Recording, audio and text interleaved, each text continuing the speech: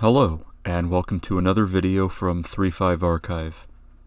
Today we're going to look at the top 10 skill tricks from D&D 3.5. Skill tricks were a player option introduced in the Complete Scoundrel sourcebook. They were sort of a half feat option. Skill tricks cost 2 skill points, and you could only gain them once, like a feat. They were usable once per encounter or once per minute, depending on the situation. And you could have as many skill tricks as half your character level, although there were feats and prestige classes that would increase this, some of which I have already reviewed on this channel. There were 4 types of skill tricks: interaction, for interacting with NPCs; manipulation, which was for open lock, disable device, and that sort of skill; mental, which would affect your perception and sometimes your spellcasting ability; and movement, which would allow you to use your tumble or escape artist or jump or climb or other such skills to get around more easily and unlock new uses of those skills. Unfortunately, skill tricks came rather late in the 3.5 release cycle, so there weren't very many of them. There were some in the Complete Scoundrel where they originated, and some in Dragon Magazine number 357. Today we're going to look at the top 10 skill tricks. These are going to be rated by their usefulness and the power of their effect, as well as how often it comes up, how situational it is.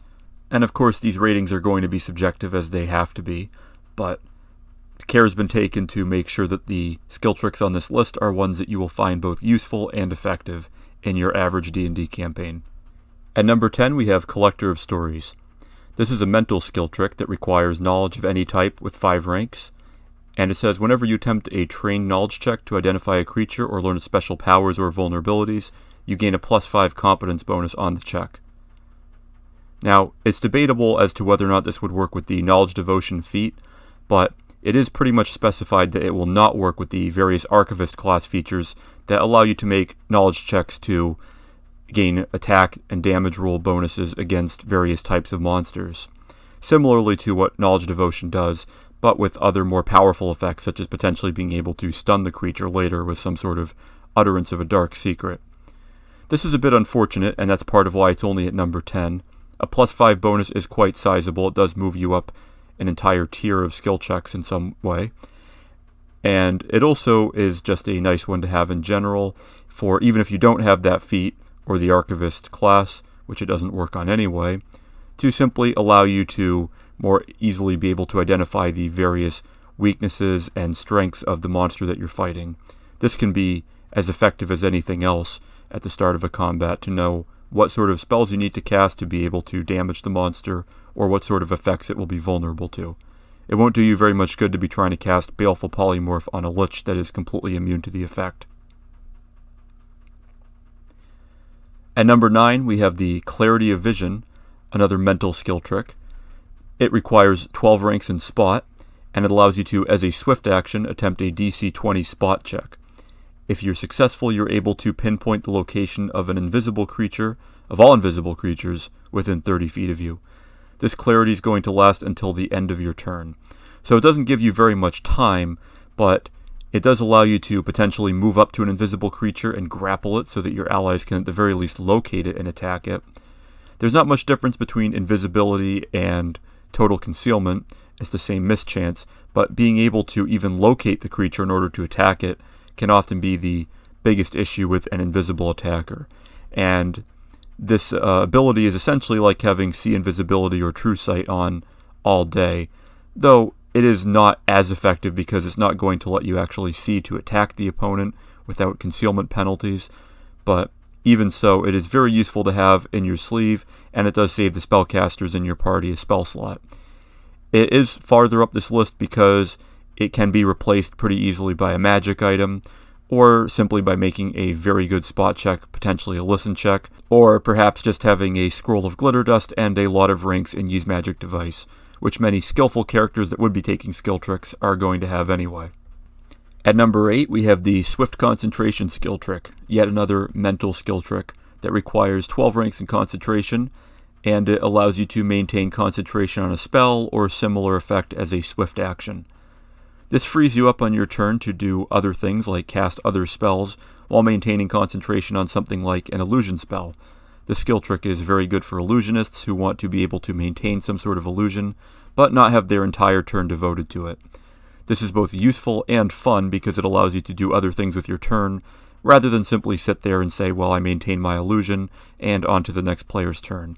It allows you to play the game more as an illusionist character, particularly during combat. At number 7, we have the Easy Escape skill trick, a manipulation skill trick.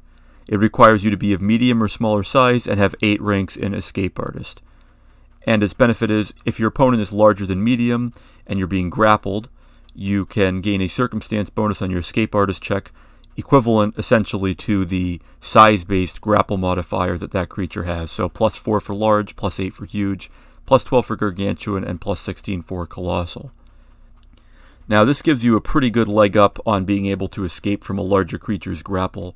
You still have to contend with the creature's likely insane strength compared to even your good dexterity and Escape Artist ranks, but even so, this does help level the playing field a little bit, especially for rogues who really do not want to be grappled. This is a good way to be able to get out of a grapple pretty quickly. And as we'll see with the next skill trick on this list, taking 2 of them can really help you deal with those monsters that have improved grab. At number 6, we have Quick Escape. In the blink of an eye, you can escape nearly any tight spot. This one requires 12 ranks in Escape Artist, and it allows you to, once per encounter, make an Escape Artist to escape from a grapple or pin as a swift action, and you can do this even if you have already used a standard action on your turn to attempt the same escape.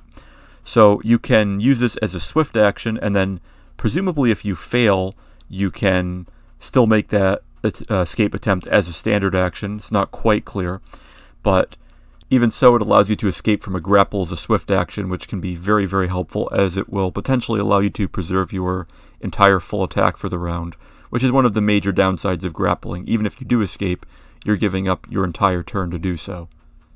This skill trick also allows you to, once per day per type of restraint, make an Escape Artist check as a move action to escape a restraint that normally would require a full round action to escape from. And this can be helpful for if you're actually tied up or bound by manacles or something of that sort. As for how often the second option is going to come up, it's probably not going to be nearly as common, but in the rare case that it does, it will be, I suppose, useful to have. With Quick Escape and Easy Escape taken in tandem at the cost of merely 4 skill points, you can help yourself deal with improved grab and grappling monsters a lot more easily, and at higher levels those can often be as much of a pain as anything else. At number 5, we have Spot the Weak Point, another mental skill trick. This requires 12 ranks in Spot and allows you to, as a standard action, make a Spot check against your opponent with the DC equal to your opponent's armor class. And if you succeed, your next attack against that opponent, which you have to make before the end of your next turn, is treated as a touch attack. You can do this with a ranged weapon as well, as long as they're within 30 feet. This can be a really good sort of pseudo-sneak attack for rangers or other stealthy full-base attack bonus characters who are using power attack. It can allow you to sink a lot of your base attack bonus into power attack, more than you usually would, and allow you to deal out a lot of damage because you are making a touch attack. The requirement of using a standard action pretty much kills any in-combat uses of this skill trick. If it were possible to upgrade this, potentially with a secondary skill trick that would allow you to do it as a swift action, then it would be a little bit stronger and a little bit more useful, but then it might also count as a feat rather than a skill trick.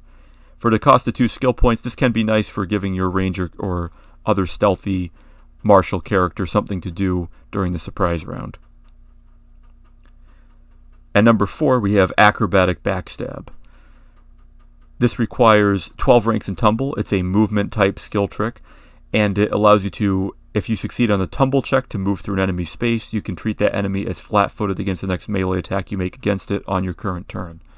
So essentially, you make a DC 25 tumble check to move through your opponent's square, and then you get them flat-footed for free. This is a great way to get guaranteed sneak attack if you're the one going first in combat. Although if you are going before your opponent, you will have your opponent flat-footed already, and you're going to get your sneak attack as is. So, if not, you might as well just move into flanking. That said, this can be a useful skill trick for when the situation doesn't quite line up for you to be able to move into flanking or go first before your opponent, And in those particular cases, or in cases where the DM and the rest of the group forget that enemies that haven't acted yet are flat-footed against you, it can be a useful thing to have, and it will get you your sneak attack in for the cost of only 2 skill points. It possibly should be lower on this list, but it is quite a fun one to use, and it does come in handy sometimes if you have a less coordinated group, so I think it does deserve its spot at number 4. At number 3, we have Never Outnumbered, our first interaction skill trick.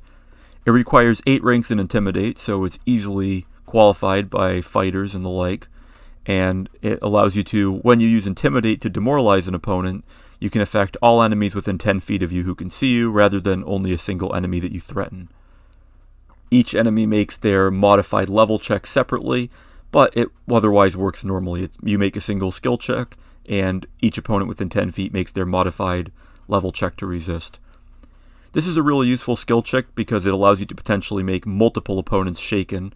You are still giving up your action to do so, but this does make it a little bit more worth it, and when combined with other classes and class features, prestige classes such as Crimson Scourge potentially, or the Zentrum Fighter alternative fighter class levels, this can get you a little bit more mileage out of your Intimidate check, although I believe the Zentrum Fighter already gives you a similar ability by default. There aren't a lot of skill tricks oriented towards fighters, so this might be one of the ones worth picking up. You don't get very many skill points, but the few that you do get might as well go toward a good cause. At number 2, we have the Twisted Charge skill trick. This is another movement skill trick.